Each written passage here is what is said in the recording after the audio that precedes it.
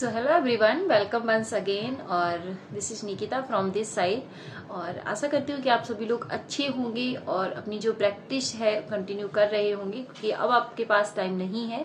तो जैसा कि काफ़ी लोगों के एग्ज़ाम जो मतलब डेट है वो 28 दिसंबर को है, तो उनका जो एडमिट कार्ड्स वगैरह है ना वो भी आ गए होंगे। और जैसा कि मेंशन किया है, आपका जो ओरिजिनल एडमिट कार्ड है जो तो आपको वो 2 दिन पहले मिल जाएगा। उसी के रिकॉर्डिंग हम लोग कुछ बात करेंगे कि कौन कौन सी ऐसी चीज सावधानियां हैं जो कि आपको बरतनी चाहिए एग्जाम से पहले। अदरवाइज जो बच्चे कभी कभी 1 या 2 नंबर से जो फेल होते हैं तो वो बहुत ही हल्की सी मिस्टेक्स होती हैं उनकी, जिसकी वजह से कि वो अपना 1 या 2 नंबर गवा के और पूरा पेपर यानी कि 89 जब आपके आ जाते हैं या फिर आपके 81 या 80 पे आप रह जाते हो, और इस वजह से आपका 1 या 2 नंबर से जब पेपर रह जाता है तो उससे अच्छा है, बेहतर है कि आप जो छोटी छोटी मिस्टेक्स होती हैं उनको ना करें, ताकि आपका पेपर है वो बहुत ही अच्छा हो जाए। ओके, तो जैसे कि आपको पता है कि 28 दिसंबर से फर्स्ट शिफ्ट आपकी होने वाली है, और जिसका भी पेपर है उसको पहले तो ऑल द बेस्ट। और पेपर जाने से पहले कुछ सावधानियां हैं, क्योंकि जब मैं पेपर देने जाती हूँ तो मैं देखती हूँ कि काफी बच्चे क्या करते हैं कि मतलब छोटी छोटी मिस्टेक्स कर देते हैं। तो उसके बारे में कुछ सावधानियां हैं जिन पर हम बात करने वाले हैं। तो सबसे पहले तो देखो, आप कभी भी जब भी आपका पेपर है पहले से ही आपको 2 दिन पहले पता चल जाएगा आपका सेंटर, या जो भी सर्दी वैसे ही इतनी ज्यादा हो रही है तो आप ट्राई कीजिएगा कि जहां पे मतलब आपका सेंटर जिस सिटी में है उस सिटी में आप पहले एक दिन पहुंच जाएं, क्योंकि अगर सेम डे आप जाने की कोशिश करेंगे तो हो सकता है, क्योंकि सर्दी भी है कोहरा भी है, तो दिक्कत होगी आपको। अगर आपका वहां पे कोई रिलेटिव है, ट्राई करें कि आप वहां पहले, और अगर आपका होम टाउन है तो फिर तो कोई दिक्कत वहां पे नहीं होनी चाहिए।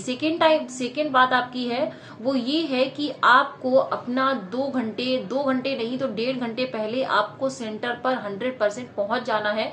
मैंने ऐसे बहुत से बच्चे देखे हैं जो कि जब 2 4 10 मिनट पेपर निकल जाता है उसके बाद वो भागते हुए आते हैं। और जैसा कि आपको पता है कि आपका ऑनलाइन एग्जाम है, तो ऑनलाइन एग्जाम में इनके पास इतनी फैसिलिटीज नहीं होती हैं कि वो सबको सेम फ्लोर पे बैठाएं। तो मेरा काफी बार पेपर ऐसा पड़ा है कि 3rd floor 5th floor DSSB का, या तो फिर लैब्स इनके पास उतनी ही होती हैं, तो इसलिए लैब जो आपकी होती है 3rd फ्लोर 5th फ्लोर। जो मेरा एक बार डीएसएसबी का पेपर पड़ा था 5th फ्लोर पे, तो मैं तो पहुंच गई थी पहले, तो हम लोग आराम से वहां पे पहुंच गए। उसके बाद भी आपका कभी कभी जो मेन गेट है वो आपके जो एग्जाम रूम होता है उससे काफी दूर होता है, तो वहां पहुंचने में ही आपको आधा घंटा लग जाता है, टाइम काफी होता है। तो इसलिए अपना कम से कम 1 2 घंटे पहले सेंटर पे आराम से पहुंच जाओ, क्योंकि देखो जब हम पहले पहुंचते हैं ना तो एक तो हमारा मन शांत रहता है, ऊपर से आप क्या करते हो, आपको मतलब एक कॉन्फिडेंस रहता है कि हाँ अभी मतलब मेरा पेपर होने वाला है। और उससे पहले आपका जो एडमिट कार्ड है उसकी आप 2 फोटोकॉपी निकलवाना और दोनों अपने साथ लेके जाना, क्योंकि पता बहुत बार ऐसी कंफ्यूजन होती है कि आपको लगता है कि आपने एडमिट कार्ड जो भी आपको चीजें ले जानी हो ना उनको पहले से ही अपना एक पाउच या जो भी लेना उसमें रख लेना। ओके, और अगर आप अकेले जाने वाले हो, आपके साथ कोई जाने वाला नहीं है, तो वहां पे आपको टेंशन लेने की जरूरत नहीं है, क्योंकि सेंटर्स पे वहां पे आप अपना एक बैग ले जा सकते हो और उसमें अपनी सारी जो भी चीजें हैं आपकी उनको रख देना। और एग्जाम हॉल में कोई भी चीज ले जाने की गलती बिल्कुल मत करना, क्योंकि ऑनलाइन एग्जाम है तो वहां पे वो आपकी जो वॉच वगैरह होती है वो भी उतरवा देते हैं। और वहां पे जो डीएसएसबी का पेपर हुआ था तो उसमें तो जो आपका नोच पिन था उसको भी उतरवा दिया गया था। तो इसलिए आप ट्राई करना कि आप मतलब आराम से अच्छे से अपने, और स्वेटर वगैरह अच्छे से पहन के, और जो भी आपकी ये चीजें होती हैं तो उनको ना पहने, और बालों में चिमटी वगैरह नहीं लगाना, तो आप सिंपल वो लगा सकते हो। और लड़कों को तो कुछ खैर वो पहनते ही नहीं है, तो कोई प्रॉब्लम ऐसी नहीं होनी है। और उसके बाद आप क्या करना, आप अपने साथ वाटर बोतल, एक छोटी सी बोतल आती है उसको जरूर लेके जाना, क्योंकि जब वहां पे आप होते हो तो कभी कभी ऐसा मतलब हल्का सा पानी वगैरह अगर आपको पीना होता है, मान लो सेंटर पे व्यवस्था होती है, लेकिन अगर आप वहां से छोड़ के वहां तक जाओगे पानी पीने या जो भी, तो वहां पे क्या होता है आपका टाइम बहुत ज्यादा वेस्ट होता है। तो इसलिए वहां पे मेंशन भी किया होगा, जब आपको एडमिट कार्ड मिलेगा उस पर जो भी इंस्ट्रक्शन है उनको मैं डाल भी दूंगी एक बार, और आप देख लीजिएगा ढंग से, जो बताया गया है सेम उसी तरीके से जाना। ताकि देखो बहुत से लड़के या लड़कियां क्या करती है, वो बहुत सारी चीजें लेके आएंगी, फिर वहां पे उनसे उतरवाया जाता है। तो जब पेपर से पहले आपके साथ इतना कुछ होता है ना, तो आपको एक स्ट्रेस फील होने लगता है कि क्या हो रहा है क्या नहीं, है ना। तो इस तरीके से तो सबसे पहले आप घर से ही रेडी होके जाओगे वहां पे, तो आपको वहां पे कोई प्रॉब्लम नहीं होगी। ओके, उसके बाद है कि मैंने देखा है कि बहुत सारे बच्चे क्या करते हैं, बुक्स लेके आएंगे। अब जब उसमें आधा घंटा बचा हुआ है, उधर एंट्री स्टार्ट हो चुकी है, लाइन लग चुकी है, अब वो बुक्स पढ़ रहे हैं। यार मुझे समझ नहीं आता है कि ये लोग इतनी जल्दी में पढ़ते क्या है ना।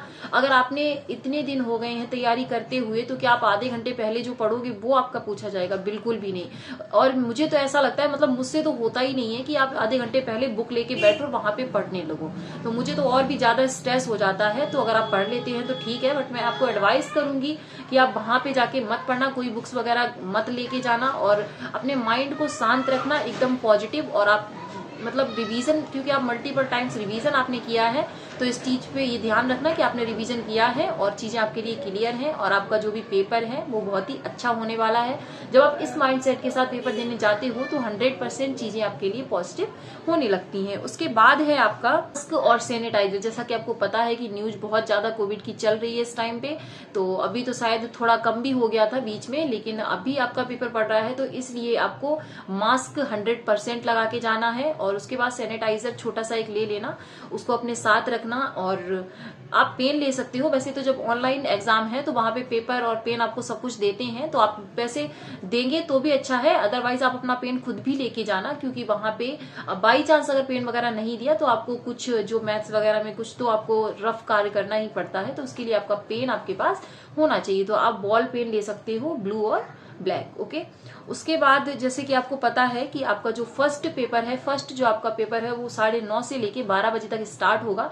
तो आप ट्राई करना कि आप 8 बजे तक, 8:15 तक अपने एग्जाम सेंटर पर पहुंच जाओ, है ना, क्योंकि 1 घंटे पहले आपकी एंट्री स्टार्ट हो जाती है। और एंट्री ऐसे नहीं होती है कि जैसे ही आप गेट से निकले और आपको एग्जाम हॉल मिल गया, नहीं, आपको काफी अंदर जाना पड़ता है। तो 10 मिनट तो आपको पहुंचने में, पूछने में, और आपका रोल नंबर कहाँ पे है, इन सारी चीजों को ढूंढने में लग जाता है, तो इसलिए पहले पहुंचना बेस्ट होता है। और जो बच्चे बाद में पहुंचते हैं तो उनको पेपर तो मतलब एक स्ट्रेस उन पे पहले से ही होता है, फिर जो उन्हें क्वेश्चन आ भी रहे होते तो वो भी नहीं कर पाते हैं। तो ये सारी गलतियां आप मत करना। आप स्मार्टली अपने पेपर से पहले अपनी सारी तैयारी शाम को ही पूरा एकदम क्लियर करके रख लेना कि मुझे क्या लेके जाना है, क्या नहीं ले जाना है, कितने बजे उठना है, कितने बजे पहुंचना है।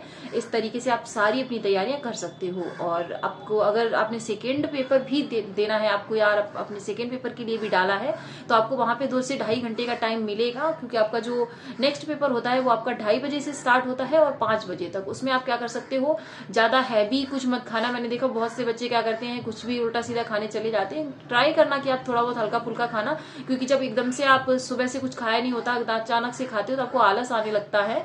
और ट्राई करना हल्का फुल्का खा के अपना पेपर दो, और शाम को अच्छे से अपना जो भी है उसको खाना। ओके, और देखो बहुत से बच्चे डरते हैं कि मैम ऑनलाइन पेपर कैसे देंगे, और ऑनलाइन में ज्यादा टाइम लगता है। तो ऐसा कुछ नहीं है।